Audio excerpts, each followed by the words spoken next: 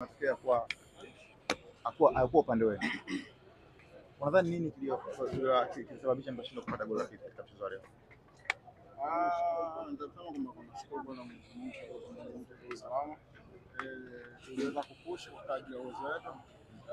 Na kupata plan za mwalimu zote wametuelekeza ili kuweza kupata goli la pili, lakini tutengeneza chance naweza kukosa na mwisho matokeo yakawa kama hivyo.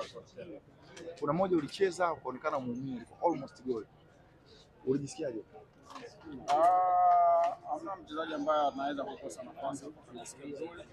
Nimejisikia vibaya kwa sababu ningeweza kupata nafasi ile, ningeweza kubadilisha mchezo kabisa, lakini Mungu na mengi nikaweza kukosa, lakini ndio hivyo. Kwa hiyo tunashukuru na tulichokipata. Kapombe, wengi katika benchi leo walikuwa wanaonekana na maamuzi kama hawaridhiki naye. Unadhani maamuzi hakuwa fair upande wenu? Yaliyotokea kila mtu ameona. Mimi kama mchezaji nilikuwa nachukua jukumu langu la kuendelea kupush kwa sababu timu yangu ilikuwa inahitaji matokeo.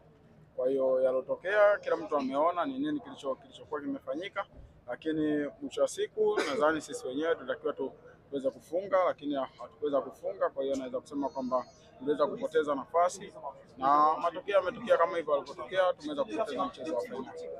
Na mimi nimepata kupata nafasi ya kuangalia hadi play ya foul ya Kapombe ya Kagoma ambayo alitoa. Kwa upande wako nadhani ilikuwa ni foul na red card.